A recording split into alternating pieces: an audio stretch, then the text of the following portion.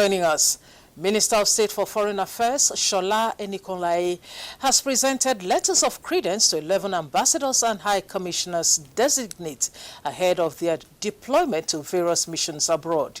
In a statement, the Ministry of Foreign Affairs says the envoys presented with their letters include Ambassador Femi Fani-Kayode, posted to South Africa, Ambassador Jane Adams-Bassi, posted to Jamaica, Ambassador Samuel Abimbola Tolu Lokbe, posted to Italy, and Vice Admiral Ibas Ibokete Ekwe, posted to the Philippines. Others are envoys to Gabon, Sudan, Malaysia, Mali, Zimbabwe, Hungary, and India, with several holding concurrent accreditation to other countries. First Lady Oluremi Tinubu says there is a need for Nigerians, particularly the youths, to take advantage of the beauty and diversity that defines the country by exploring the nation's rich tourism potential. She stated this when she received the State of Qatar Ambassador to Nigeria, Yusuf bin Hassan Al-Hayel, in her office. State House correspondent Adeniyi Taiwo reports. From his tour of duty as Ambassador of the State of Qatar to Nepal, Ambassador Yusuf bin Mohammed Al-Hayel arrived Abuja under a cloud of fear promoted by misinformation about Nigeria on the social media. Before I came, I was a little bit scared about Nigeria. You know, the media side, what you say, what you're talking about Nigeria, what the people, what the... I don't know what about the social media. 6 months into his assignment, he is at the office of Nigeria's First Lady Oluremi Tinubu, bearing a message from the chairman of Qatar Foundation, Sheikh Musa bin Nasser, not just with a different impression about his host country, but also with a promise of improved partnership. But when I came here, I never seen what I heard. I know I'm very happy. I visited last week Lagos. I was in Lagos. It's a beautiful city, beautiful beach, beautiful people. We should increase our flight. We have flight Qatar Airlines. We have to Abuja, and we have two flights daily to the Lagos. But I try my best to increase the flight. It should be more 3 flights to Abuja and 3-4 flights to the Lagos. The whole price, because the price go up now. If you want a flight, the price go up. We try to reduce the price and try the people coming to Abuja. Today, not Nigerian go to Qatar. I need Qatar people to come to visit Nigeria. Let's see Nigerian by eyes. What you hear, what you come here is different. One of the things we want to really make our young people do is to visit other states. Nigeria of the future holds a lot of promises for the youths, says the First Lady, as she highlights the country's vast potential in tourism. We haven't really explored the potentials of Nigeria yet. We are still exploring oil, lithium, gas, minerals and stuff. But the real treasure in Nigeria, I believe, is in tourism. If we're able to encourage our young people and make them see the true wealth of this nation, what we see, it will really be a wonderful growth for this nation. On insecurity, the First Lady assures her guests that the challenge is receiving needed attention. Everybody has their own, but you know, the president is trying as much as possible, and the members of the armed forces, to nip this in the bud. So we are quite hopeful. She expresses gratitude for the partnership with the Qatari government, citing positive feedback from the Federal Ministry of Education on ongoing efforts to address the challenge of out-of-school children in the country. In the State House, Adeniyi Taiwo, NTA News. The chairperson of the African Union Commission, Mahmoud Ali Yusuf, has canvassed the need for African leaders to renew their commitment to the continent's integration agenda, saying deeper cooperation is essential to drive economic growth, strengthen resilience, and achieve shared prosperity amid growing global uncertainty. In a message marking Africa Integration Day, commemorated annually on July 7, Yusuf described the African Continental Free Trade Area as Africa's most significant economic project, noting that it unites 55 countries with a combined population of over 1.3 billion people. He stressed that although intra-African trade remains low, the continent's greatest economic opportunities lie within its own borders. The AU Commission chairperson urged member states to remove trade barriers, harmonize regulations and invest in transport, energy and digital infrastructure to boost regional trade and industrialization. He also emphasized the importance of implementing the free movement of persons to facilitate trade, investment and innovation across the continent.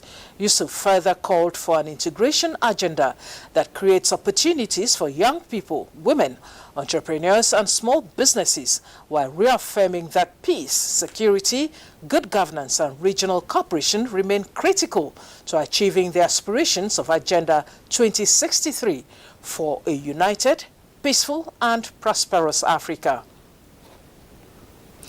Ghana has postponed a planned state visit by South African President Cyril Ramaphosa as concerns grow over the safety of Ghanaians living in South Africa following a wave of xenophobic attacks that has forced hundreds to flee and claimed at least one life. Glory Agbo reports. Diplomatic sources say the decision by the Ghanaian government follows an increase in the anti-foreigner violence targeting African migrants in parts of South Africa.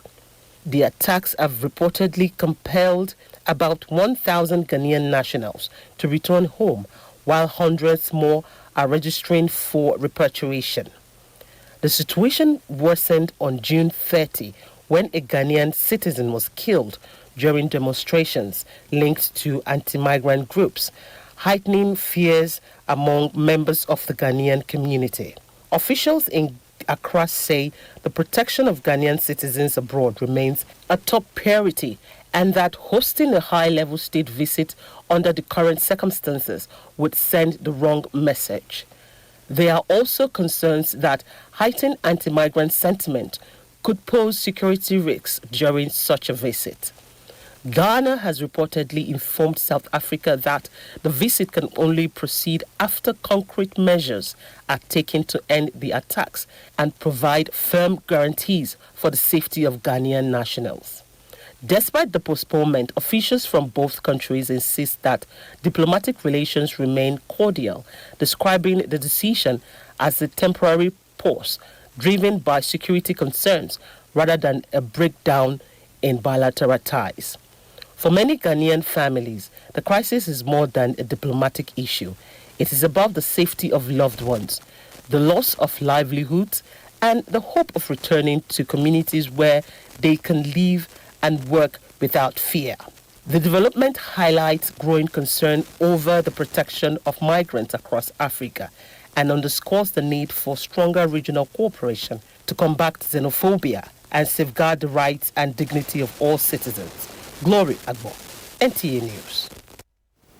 The president of the ECOWAS Commission, Dr. Omar Alieu Toure, has received a high-level delegation from the Socialist Republic of Vietnam, led by Le An, Deputy Minister of Foreign Affairs in Abuja. The meeting reaffirmed the commitment of the ECOWAS Commission and the government of Vietnam to building a stronger partnership based on mutual respect, shared prosperity, and common interest. Both sides expressed optimism that the engagement would pave the way for enhanced cooperation and concrete initiatives that will benefit the peoples of West Africa and Vietnam through enhanced food security, trade and investment, bilateral agreements and collaboration in key areas of mutual interest. The North Atlantic Treaty Organization, NATO, has unveiled a new defense contract worth tens of billions of dollars as member states seek to strengthen Europe's security and reassure United States President Donald Trump of their commitment to collective defense. The development came on the opening day of the Alliances Summit in Ankara, Turkey. Gloria Agbo has more on these and other stories on the global scene. NATO Secretary General Mark Rutte says The new military contracts will enhance the alliance defense capabilities while creating hundreds of thousands of jobs across member countries. The agreement includes the acquisition of advanced drones, aerial refueling systems, and surveillance aircraft aimed at improving Europe's ability to respond to emerging security threats, particularly amid growing concerns over Russia's military activities. The announcement came as European leaders attempt to ease tensions with US President Donald Trump, who has repeatedly criticized NATO's allies for what he described as inadequate burden sharing and slow progress in increasing defense spending. Beyond military spending, the summit is also focusing on continued support for Ukraine. European allies are expected to commit at least 70 billion euros annually in military assistance to Kyiv for both 2026 and 2027. And above all, it's the opportunity to showcase the capabilities and innovation coming out of our industries across the alliance, across NATO. And I'm proud to say that we have a lot to show. For millions of Europeans, the decisions taken at the Ankara summit go beyond defense budgets. They represent efforts to strengthen regional security, safeguard civilian lives, preserve jobs linked to the defense industry, and maintain stability amid continuing global uncertainty. In another development, the political future of French far-right leader Marine Le Pen has been thrown into uncertainty after an appeal court sentenced her to 1 year under house arrest with electronic monitoring over an European Parliament funding fraud case, raising fresh questions about her ability to campaign in next year's presidential election. A Paris appeal court found Marine Le Pen guilty of misusing Europe's parliament funds through a fake job scheme involving parliamentary assistance linked to her National Rally Party. While the court reduced an earlier sentence of 1 year term under house arrest with electronic monitoring and a 15-month ban from holding public office, the ruling means the ban is expected to expire before France's presidential election in April and May next year, making her legally eligible to contest the polls. However, Le Pen has maintained that she may withdraw from the race if the restrictions prevent her from campaigning effectively. If she decides not to contest the election, attention is expected to shift to National Rally President Jordan Bardella, who could become the party's presidential candidate. The latest court ruling marks a significant movement in French politics, with the coming weeks expected to determine whether Marine Le Pen remains a contender in the country's 2027 presidential race. Glory Agbo, NTA News. Nigeria has been selected to participate in a new project called Varietal Intelligence for Seed Systems Transformation in Africa, codenamed VISTA. The 2.5-year project will give the country the opportunity to play a key role in the West Africa Regional Rice Genetic Reference Library under the VISTA initiative. Musa Babaliu has the details. Nigeria is actively participating in the institutionalizing monitoring of crop variety adoption using genotyping, codenamed IMAGE. The project was launched in Nigeria in early 2021. It is a 5-year initiative supported by the Bill and Melinda Gates Foundation and managed by Context Global Development. The initiative focuses on maize, rice, cassava and cowpea. So what we do under IMAGE is first to look at all the registered and released varieties in the country, and we get samples of those materials, we genotype them, and we put them in what we call a genetic reference library. Once we have established that library, then we can now go on farmers' field, ask the farmers the question, what are you planting? Is this improved or non-improved? The way forward is for NAS to continue to work with its stakeholders throughout the country and also international partners to broaden and deepen the experience to other crops, and also to monitor these crops that are most important to the country. The Director General of the National Agricultural Seed Council, Falalu Mohammed, stated that the successes recorded in Nigeria's seed industry are globally recognized. He added that the council has put measures in place to sustain these gains, including the establishment of a new varietal monitoring unit and development of systems for proper data management. Musa Baba Aliyu, NTA News. We take a break now. More stories when we return. Welcome back, and thanks for staying with us. The Senate has again suggested the deployment of advanced technology to stay ahead of criminals whose tactics are now evolving from attacks on communities to targeted attacks on serving and retired military personnel. The Senate says this trend is a threat to national security and state authority, and therefore wants authorities to checkmate such atrocities. These resolutions were the outcome of a debate on a motion of urgent national importance sponsored by Abdulaziz Yaradua, in which he highlighted the rising abductions of high-ranking security personnel. The Senate commended the military and other security agencies for their sacrifices and advised that collaboration and intelligence gathering be strengthened. Meanwhile, the Senate has condemned xenophobic attacks on Nigerians and other African nationals in South Africa and called for the prosecution of the perpetrators. The legal profession in Nigeria continues its decades-old tradition of training successive generations of lawyers with a call to bar of 6,010 new wigs into the noble profession. The report. A sense of expectation filled the air as the new wigs and members of their families eagerly await the ceremony to begin. Having been found worthy in character and learning, their hard work at the Nigerian Law School is being rewarded. Now that they have taken the oath, the body of benchers urge the new learned friends to follow the rules of professional conduct and embrace mentorship. It is therefore my advice to you to keep within the acceptable standard of ethical conduct and legal practice. You must not cut corners with get-rich syndrome. Your position today as lawyers will put you in a place of trust between you and your clients. Ifunanya Opaloka is expectant of a fulfilling future as a legal practitioner. Lessons were learned. Most especially, it actually made me stronger.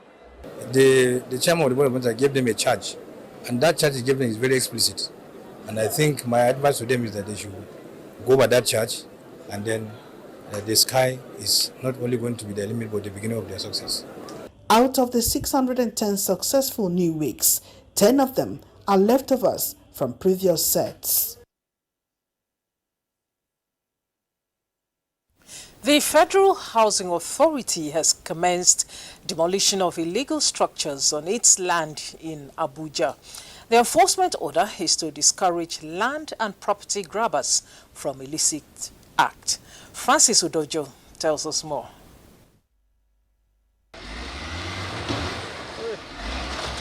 This terrace duplex with 9 housing units is now being demolished as a result of illegal approval. The yet-to-be-completed house at AB Close, Gwarimpa, FHA says, is being built on a land historically allocated to serving ambassadors over 20 years ago, with legal approvals, but now illegally occupied. Not long, a claimer showed up. I went to the office. I went to the approval is okay. When they served you notice, you do write to the authority. I went to meet them. You went to the backyard now? I've been serving this person notices all this while, and they have refused to heed. So we're here today to let them realize that you cannot do anything contrary to the rules and regulations of the authority. It's an unfortunate incident. A situation where somebody comes into an estate and start developing a site that doesn't belong to him. The FHA Enforcement Task Team encouraged Nigerians in need of property to go through appropriate authority to acquire legitimate documents and approvals. So what do you think are the right documents that should have been presented before me? At least we expect that you show us originals of the letters of allocation, which will confirm it is authentic or otherwise. show us the building plan approval obtained from Federal Housing Authority for him to carry out this construction. Those are the documents we need for now. Also show us evidence of payment. The FHA enforcement team also went round to inspect its landed properties around Gwarimpa, ensuring clients stick to specifications of its approvals over time. Francis Dojo, NT News. The federal government and development partners have reiterated the need for sustained reforms, increased investment and stronger partnerships to improve urban sanitation services across Nigeria. This was at the launch of the Nigeria Urban Sanitation Sector Diagnostic Report Workshop in Abuja. Usman Zubairu reports that the workshop provides a blueprint aimed at addressing the country's hidden infrastructure crisis. Nigeria's population is projected to exceed 400 million people by 2050, making it one of the most populous countries in the world. The critical question, therefore, is, will millions of Nigerians have access to adequate sanitation facilities? Will the urban cities remain healthy, productive, resilient, and attractive for investment? This gathering here centers on the newly unveiled Nigeria's Urban Sanitation Sector Diagnostic Report, which is designed to provide practical solutions to these challenges. We are here to identify practical solutions and strengthen the partnerships required to achieve lasting results.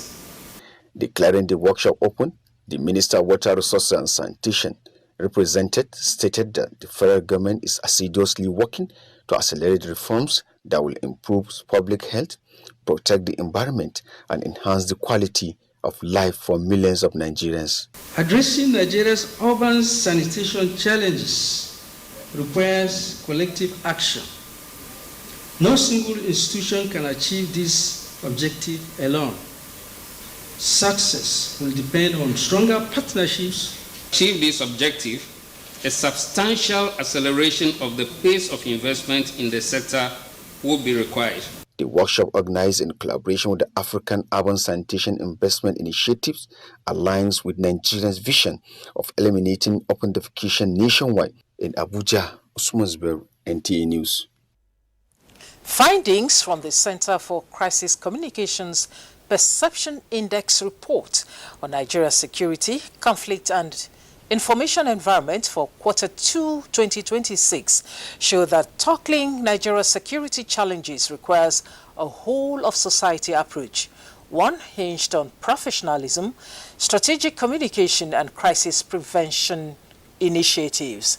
At a meeting, observers raised concerns over disinformation and reports on restrictions on press freedom. The federal government and relevant security agencies should prioritize specialized training, capacity building, and improved rescue operation strategies to enhance response time, especially with regards to kidnapping incidents. The media, particularly public commentators and social media users, are urged to refrain from sensationalizing kidnapping incidents and ongoing rescue operations. Benefits of the proposed state police bill were also highlighted. However, cautions that the constitutional, legal, and institutional framework for its implementation should not be subjected to unnecessary delays, while adequate safeguards must be instituted to guarantee professionalism, accountability, and protection against abuse. They warned that Nigeria's gains in nation building and peaceful coexistence must not be jeopardized with the 2027 general elections approaching. And up next is Wednesday's weather prospects for Nigerian cities and other parts of the world.